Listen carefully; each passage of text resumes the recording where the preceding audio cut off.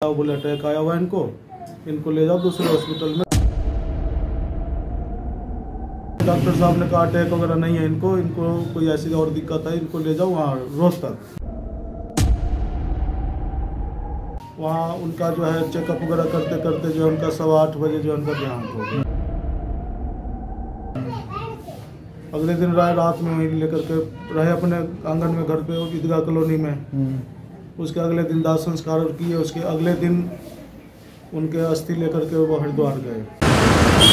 सर्दी का मौसम है, ठंड काफ़ी है और इस ठंड में काफ़ी समस्याएं बढ़ जाती हैं, चाहे वो शरीर को लेकर बढ़ रही समस्याएं हो, चाहे त्वचा संबंधी समस्याएं हो। अक्सर हमें सलाह दी जाती है कि अपने घर में रहें, ज़्यादा बाहर ना निकले ठंड में और सावधानी बरतें।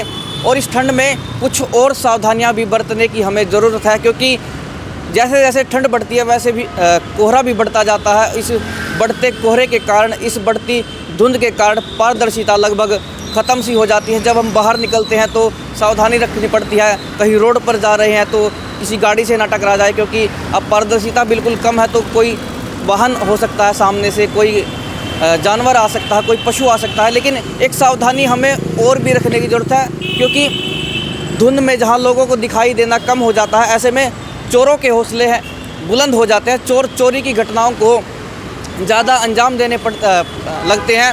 आप अक्सर देख भी रहे होंगे कि इन दिनों चोरी की घटनाएं काफ़ी देखने को मिल रही है, क्योंकि धुंध का समय है। ऐसे में ठंड के कारण घर से बाहर ना निकलने की सलाह दी जाती है, और धुंध के कारण भी हम कहेंगे कि घर से बाहर ना निकले, क्योंकि अक्सर आपने देखा होगा कि परिवार किसी शादी ब्याह के समारोह में गया हुआ है, किसी और कार्यक्रम में गया हुआ है और पीछे से चोर घर का सारा सामान उड़ा ले जाते हैं। ऐसी एक घटना पानीपत में हुई है, जहां इस धुंध के बीच, इस बढ़ते कोहरे के बीच चोरों ने इसी तरह की एक वारदात को अंजाम दिया है। परिवार कहीं बाहर गया हुआ था और चोरों को इस बात का अनुमान हुआ तो चोर उस घर में घुसे और कैश समेत सोने चांदी के सारे गहने चुरा लिए। पूरी खबर क्या है, आइए वो हम आपको दिखाते हैं। बढ़ती हुई ठंड के कारण कोहरा भी लगातार बढ़ता जा रहा है। पारदर्शिता लगभग शून्य हो चुकी है, जिसका फायदा चोर बखूबी उठा रहे हैं। धुंध के कारण चोरी की घटनाएं लगातार बढ़ती जा रही हैं। चोर आए दिन किसी न किसी घर को अपना निशाना बना रहे हैं।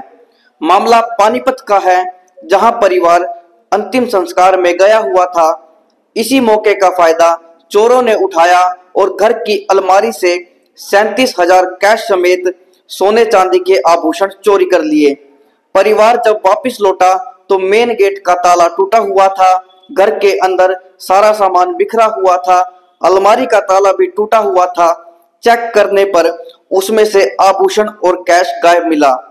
जट्टू चौक कृष्णा नगर तहसील कैंप निवासी रमेश चौधरी ने बताया कि 5 तारीख को उसे अपनी सास के बीमार होने की सूचना मिली थी, जिसके बाद वह परिवार समेत अपनी ससुराल ईदगाह कॉलोनी चले गए।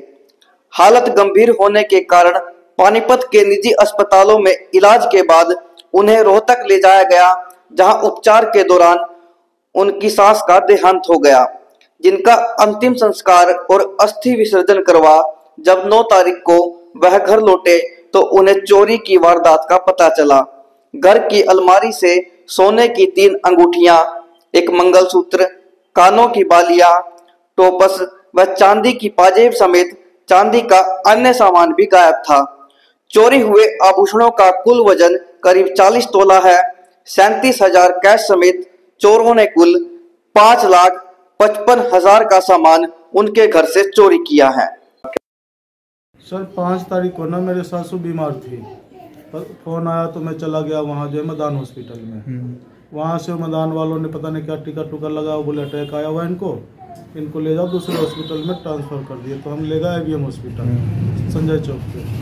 वहाँ से डॉक्टर साहब ने कहा अटैक वगैरह नहीं है इनको कोई ऐसी और दिक्कत है, इनको ले जाओ वहाँ रोहतक ले गए। वहाँ पे जो है वहाँ उनका जो है चेकअप वगैरह करते करते जो है उनका 8:15 बजे जो है उनका देहांत हो गया। अगले दिन रात में वहीं लेकर के रहे अपने आंगन में घर पे ईदगाह कॉलोनी में।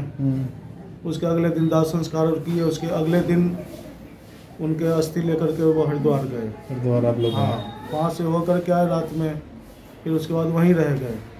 जब अगले दिन 9 तारीख को जब हम यहाँ आए 10 बजे तो लगभग यहाँ आए तो मेन गेट का हमारा ताला टूटा हुआ था। अच्छा, आपको लग गया कि हाँ, चोरी हो सकती? तो अंदर आए मतलब कोई ऐसे हो सकता है, अंदर जब आए तो ताला मिला नहीं बाहर का, अंदर आए तो अंदर का भी गेट का ताला टूटा हुआ था, चाबी ताला फेंका हुआ था।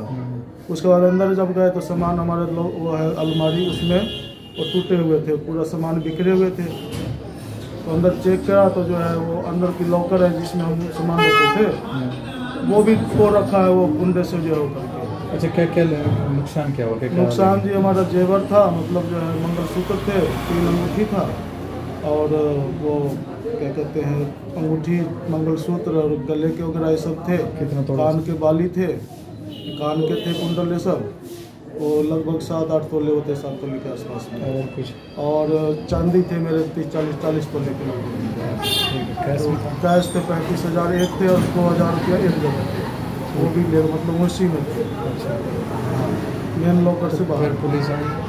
और मैंने जस्ट 112 को डायल किया, 112 वाले आए, वो चेक किए, वीडियो बनाए, फिर उन्होंने जो है आगे तहसील के थाना को भेजा। वहाँ हम गए तो उनको बताए सारी बात, उन्होंने दरख्वास्त लिखी, दरख्वास्त लिख के फिर उन्होंने जो मेरे साथ आए, यहाँ आए, चेकअप वगैरह किए, फिर बुलाए। तो अभी क्या कहना चाहोगे जिस प्रकार से चोरी हो रही है पूरे शहर के अंदर? चोरी सर देखिए, पुलिस की इतनी गश्त है, पुलिस पूरी और गश्त करे, बढ़ाए गश्त को। चोरियाँ बहुत ज़्यादा हो रही है, ठंडा के समय है, तो इस तरह तो जो है लोग जो है कोई सुरक्षित है नहीं। अब हमारे घर में देखो एकदम शहर के बीच में ये वारदात हुआ है, कोई आदमी कैसे अपना घर छोड़ के जाएगा? तो मैं तो ये कहूँगा कि भाई जो है गश्त थोड़ी और बढ़ाई जाए शहर में, और जो है सबकी सुरक्षा की तरफ ध्यान दिया जाए, और इस तरह की जो चोरी हो रही है इससे बचाव होंगे, और हमारा जो चोरी हुआ है वो चोर को पकड़ा जाए, हमारा सामान बरामद किया जाए। तो आज पड़ोस के लोगों ने किसी को देखा, किसी से बातचीत करी आपने? नहीं सर, हम तो जब गए थे तो सामने वाले को, पड़ोसी से हमारे, उनको बोल के गए थे कि ऐसे ऐसे मेरे घर में हादसा हुआ है, और ऐसे ऐसे जा रहा, ध्यान रखना, ये बात हुई थी सर। उसके बाद तो जब हम आए तो जो है कैमरे लगे हुए हैं, वो कैमरे वाले कहते कि मेरे कैमरे ख़राब हैं। पुलिस भी आई थी, तो आई तो नहीं सामने, जिसके कैमरे लगे हुए बोला मेरा कैमरे का डिश ख़राब है, ये रिकॉर्डिंग नहीं हो रहा, ऐसे बात है।